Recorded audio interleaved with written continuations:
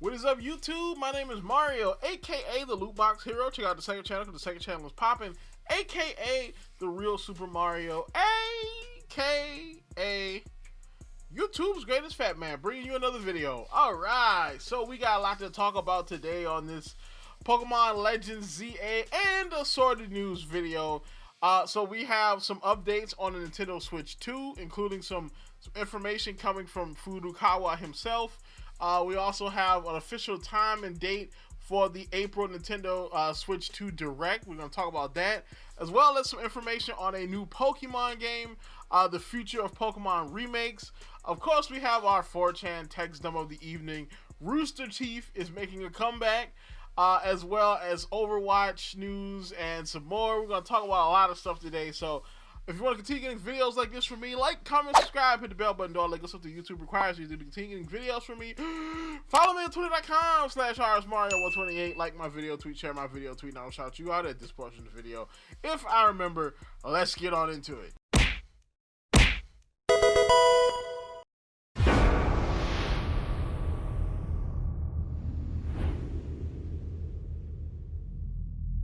Alright, so we're going to start off with the 4chan text dump of the evening. We have this one. It says, full gameplay trailer on Pokemon Day. There is no trailer before then. Pre-orders will be live on Pokemon Day. Pre-order bonus from Nintendo Shop. 50 Pokeballs plus 50 potions plus pre-order outfit with expanded backpack for your character, which that's kind of a lot. That's kind of cool. I mean, to be honest, you know, personally, I don't like digital pre-order incentives. You know, I kind of like the days when they used to give you like a little figurine or something tangible, but this is actually pretty good though. Release date will be 5/16/2025, which that will be May, which I could kind of see that. I'm more expecting late summer, early fall release date at this point. Well, it depends. It really all depends on when the Switch 2 comes out. Because if the Switch 2 is coming out in the summer, I don't expect this game to come out in the summer. If Switch 2 is coming out in the fall, I expect it to come out more along the time of the summer. Because if they release Pokemon at the same time as the Switch 2, it's gonna get cannibalized by all the Pokemon, the Switch 2 launch stuff. So, you know.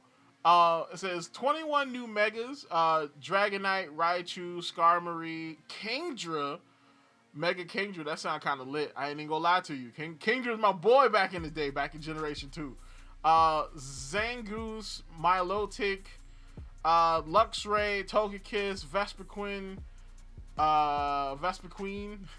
Excadrill, Mienshao, Chandelure, Heliolisk, Tyrantrum, Sylveon, Chespin, Fennekin, and Froakie. So I'm guessing that those are going to be the starters because he put them in there. As well as Zygarde, Xerneas, and Yveltal. So, of course, this is pretty good. Now, I'm going to call cap on this a little bit because they have Zangoose in here, but they don't have Seviper. Why would they give one a Mega and not give the other? I feel like they wouldn't do that, you know. The story revolves around harvesting the power of Mega Evolution and Zygarde's power to modernize and expand the city of Lumiose, which impacts and destroys Pokemon habitats around the city. This has caused Pokemon throughout the region to get very upset and aggressive. In some cases, including Zygarde, Yveltal, and Xerneas, Lumiose City Project Council and Kalos governor asks you to assist in helping gather all the Mega Stones in the region after you discover the one for your chosen starter, so that they can use those Pokemon and Zygarde cells to power the city into the future. Professor Sycamore is opposed to the idea as there is still a lot unknown about the true power of Mega Evolution and the true power of Zygarde. Diantha is a main character and part of the Project Council. You will battle her multiple times. Clement is also a main character. He is assisting Professor Sycamore. A lot of people have put Clement into these like 4chan leaks. I don't know if Clement is going to be in this game. I mean, it would be interesting if this game is set in the past and we get to see young Clement. That would be kind of interesting. Because people really liked Clement from Scarlet and Violet. But it's kind of interesting to see that this is I think this is like the third one where somebody has put Clement into the game. It says, at first, you side with the Project Council until you start seeing the effects of the expansion moving into Pokemon Habitat. So far, the story sounds actually kind of interesting. I mean, most people believe that more than likely the reason why Zygarde is going to be the big antagonist or the threat in Ikaku is because you're destroying the Pokemon environment, the Pokemon habitat. So the story sounds pretty good, but again, this is 4chan, so it could be fake. It says around 140 to 150 total side quests to complete throughout the game. Lots of character customization options. Inside Lumiose, you can explore buildings, sewers, park areas. It is not entirely open world. This one right here, I'm going to low-key kind of call cap on, because, I mean, even though they have delayed the game, so maybe they are going to expand what you can do. But, I mean, if this is anything like Scarlet and Violet, which is what they've kind of said it's kind of like, I don't expect there to be a lot of interiors that you could explore. I expect them to do what they did in Scarlet and Violet, where you go to the store, you go to the door, and it just takes you to a menu where you can buy stuff, which, I mean, it works, but to me, it's kind of lazy. You know what I'm saying? I kind of like being able to go into buildings and you see the people in there, and you know what I'm saying? But, it is what it is. You know what I'm saying? There will be no NPC battles throughout the game. Oh, wait, there will be NPC battles throughout the game, which this is good. Because one thing I hated about Scarlet and Violet is that stupid, like, oh, well, trainer battles are optional. Like, bro, like, what's the point of even having them in the game if they're not, like, mandatory battles? Like, you've already taken away the mandatory battles in the grass. You've taken away the mandatory trainer battles. And what battle do you have to do? Like, if you wanted to play some kind of comfy, cozy RPG, then go play that, you know what I'm saying? I want to actually have to battle stuff, Abilities are in the game. Breeding is not in the game. Think of this as X and Y Part 2 without gym challenges and the Elite Four. So, this is actually really interesting. This is probably a best case scenario for this game. Do I believe we're gonna get this? Kinda. I'm still cautiously optimistic.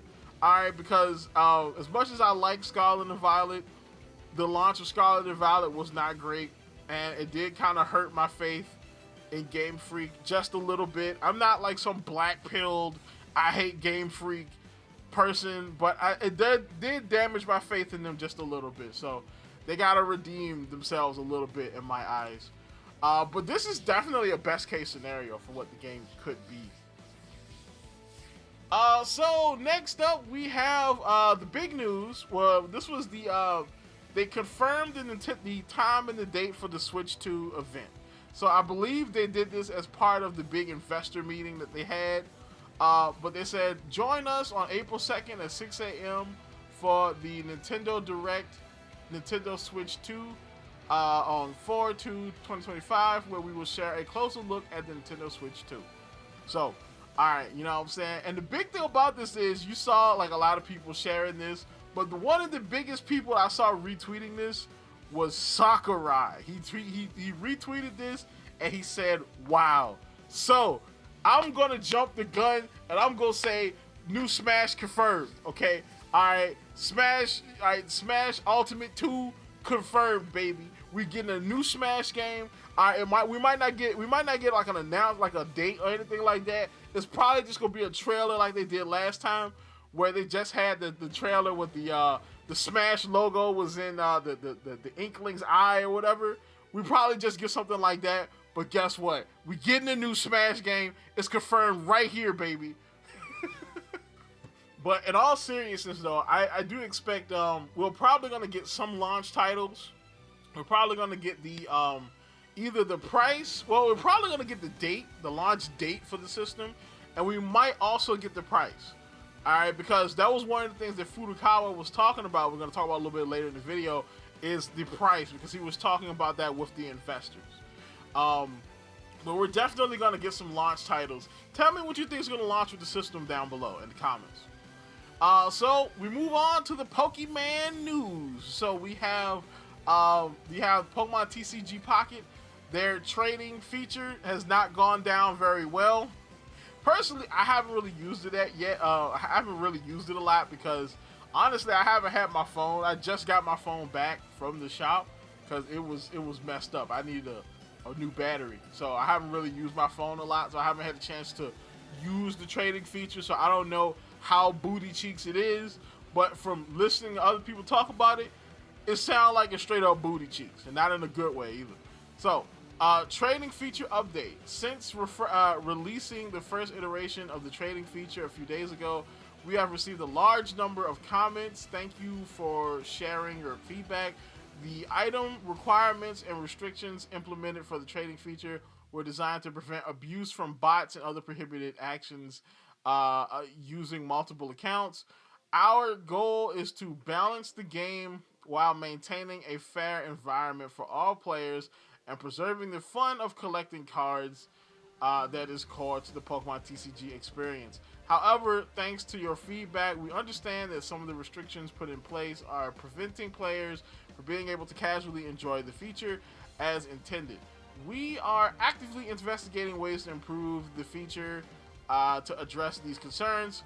Going forward, we also plan to offer multiple ways to obtain trade tokens, including through event distributions. As always, thank you for being part of the Pokemon TCG Pocket community. So, basically saying that they are going to look into ways to making the trading situation better. So, this is good. That means they're listening to people. It's always good when people running a game are listening to the community. Now, I'm not saying that you have to listen to everything they have to say, because you still need to have a vision for what you want and need to do with your project. But the fact that they're listening when something is actually wrong, that's a good thing. Alright, so more Pokemon TCG Pocket news. We have leaks from Eclipse. He says the next new set, A2A, will be released on February 28th, which seems a little bit soon. And so this next set is going to be the third set in the Diamond and Pearl set that we have. So it's probably going to be a Giratina set, because we already have a Dialga set, we already have a Palkia set. We're probably going to get a Giratina set more than likely. So it's kind of like what they did with the original set, where it was we had the Mewtwo, Charizard, and Pikachu set, and then they threw in a Mew set. So this is probably going to be something like that. And then the next big set, which is A3, will be in April. So that's pretty interesting. April 30th. Maybe we'll see something like that at the Switch 2 Direct. Because having TCG Pocket on Switch 2, that would be kind of bananas. I ain't even gonna lie to you. Alright, so we have more from Eclipse. This time talking about a new Pokemon remake in the works.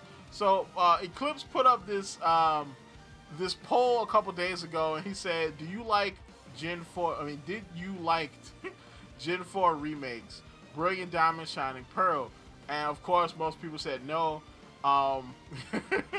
And some people said yes, but a lot of people said no, because of course it is still chic and cool to hate BDSP.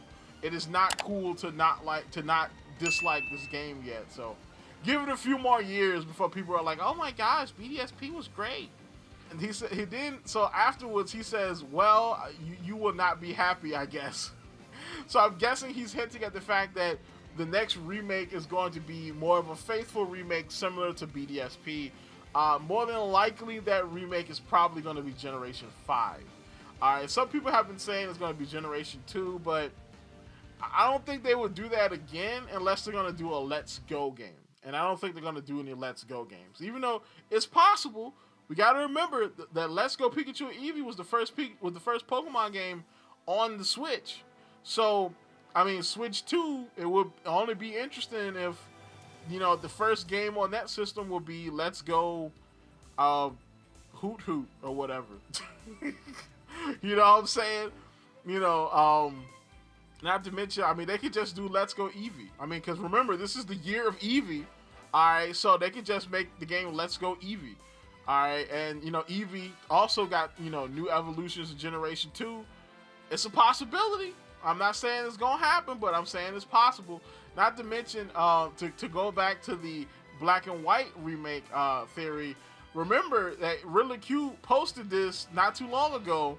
Well, actually, the last day of 2024, where he was talking about the latest project, which is was not exposed by the Terror Leak on Nintendo Switch 2, is here, and then he got the Black and White Dolphin. So, again, it's possible. All right, that we could be looking at Black and White remakes in the same vein of BDSP. Now, I do think this will be a problem, mainly because there are issues with Black and White the same way there are issues with Diamond and Pearl. That if you just do faithful standalone remakes, that, I mean, it's just not going to work. You know what I'm saying? You got to fix some of the issues, like specifically Shiny Locked Legendaries. People really hate Shiny Locked Legendaries. They want to be able to Shiny Hunt and get those Legendaries, get the Shiny versions. They want to be able to do that. You couldn't really do that in Generation 5. Not to mention the fact that you kind of know all the Pokemon that are going to be in Gen 5. And the fact that you couldn't catch any other Pokemon other than just Gen 5 Pokemon. Well, it was cool when they first did it, but now you kind of want to mix in there. You know what I'm saying? One of the coolest things about about Black and White 2 was the fact that I could have Growlithe on my team, since Growlithe is one of my favorite Pokemons of all time. So that's an issue, and there are more issues with Black and White that I don't think you just want to copy and paste it to a new game. But you know, it is what it is, though. You know, looks like we're getting another Ilka remake. You know. So, moving on, we have just a little update here. You know, I like to do these updates where, you know what I'm saying, you know, Pokemon be flexing on people. So it looks like Serbia update says, as of December 31st, 2024, Pokemon Scarlet and Violet has sold 26.3 million units. That's right, 26.38 million units. Okay. Million. And guess what? They were twice the price of Power World. Alright? Because I know everybody's going to be like, well, Power World sold 30 million units. And well, yeah, because it's a $30 game. This was a $60 game, full price. And it had a booty cheeks launch. And it still sold 26 million units. Just, you can't stop the machine. You can't stop the machine, man. It's the machine. It's the machine. So, speaking of machines, we have Overwatch. So we have some Overwatch updates. This is more of the stuff that they posted after Friday, because you know Friday they announced they were doing the mini competitive season for 6v6. I did a 6v6 video. If you want to check that out, I think the algorithm might have killed it because I haven't done a standalone Overwatch video in a long time. So if you missed that, I broke down 6v6, good, bad, the ugly, everything. So you can check that video out if you would like to. But Blizzard teases hero changes for Overwatch 2 from Overwatch Cavalry. It says, a key goal for 2025 is to ensure that all heroes feel more engaging and unique. This might hint at adding talents, pickable passives, or more hero reworks for the base game. So, to be honest, I think all these things are good. Pickable passives is definitely interesting. Talents is probably even more interesting. Reworks, I mean, the reworks have been very hit or miss. Like, the only reason why I'm not talking about the Sombra rework as much as I did before is because I've gotten used to it. And so I've learned to play Sombra. But I still say the rework is definitely very hit or miss, you know. More than likely, they're probably going to nerf. It's interesting that they say, oh, you know, they talk about the balance changes going into Season 15, and they put Hazard up here. Because you know they're going to nerf my boy into the earth. Everybody and their mama been crying, oh, Hazard's so powerful. I can't stop Hazard, he's so powerful. So you know they're going to nerf him into the earth. So enjoy him now, because Season 15, they're going to put a bullet in your boy. It's sad. You know, but I'm definitely intrigued into what they decide to do here. All right, because any of those ideas, pickable passives, talents, or reworks actually sound really good right now. So, also hero bands. I'm on the hero band. You know what? After playing Marvel Rivals, I'm on the hero band crusade. I have been resistant to hero bands for so long. Now I kind of see it. I kind of see the vision that your Overwatch has had for like 5 years or whatever. So I see the vision now, my guy. More on Overwatch. He says, Overwatch Capper says Clash will be removed from the competitive mode in Overwatch 2. Starting with Season 15, Clash maps like Hano-Oka and Throne of Anubis will be removed from competitive pool as they evaluate and improve them for a better competitive experience. I like Clash. I actually like Clash, man. I do admit that I guess that there is some more they could do with that mode, but personally, I like Clash. Alright, I like Clash more than I like Flashpoint. You know what I'm saying? And they're talking about how like, oh, people don't always know like which point is active and which point is not. I mean, yeah, I get more lost playing Flashpoint than I do playing Clash. All right, I'm gonna be honest with you, okay? All right, because you can get totally lost playing some of them huge Flashpoint maps, but it is what it is, though. You know. Not to mention, it is funny that Hanamura and Temple of Anubis get banned again. They get banned again. So, we move on to other news. So, we have Toon Hive saying that Rooster Teeth has been revived. The brand, alongside many of its assets, has been acquired by Bernie Burns and his company, Box Crayon Productions. So, if you don't know about Rooster Teeth is an old school production company that used to do YouTube content. They did things like Red versus Blue. They did things like Ruby, you know what I'm saying? All that stuff was Rooster Teeth. And, you know, there were some guys that were just making like machinimas at first, and then they moved on to actually making other types of content. And then they did like, you know, I think they had like a podcast. I think they had like streamers, and Alana Pierce was involved with this at some point. And then, of course, it got shut down because of the stuff that was going on with Warner Brothers. So, you know, Warner Brothers, they got bought out. You know, what's his name came in there? I can't think of dude's name now. The guy who runs Warner Brothers, the guy who was, you know, he made Batgirl to a tax write-off because that movie was so trash. So he's in there now, and so he shut down Rooster Teeth because, of course, he was trying to slim down the company so I can make more money. So now looks like he has sold all the assets and everything off to one of the co-creators of Rooster Teeth, Bernie Burns. So he's gonna bring it back. So I'm low-key kind of excited. I mean, I was a big fan of Red versus Blue back in the day, so I'm interested to see what he decides to do with it.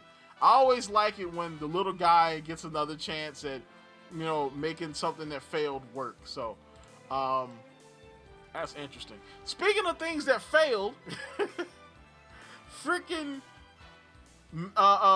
Multiverses, okay? Freaking Multiverses, bro. They dropped the trailer for the next season of Multiverses.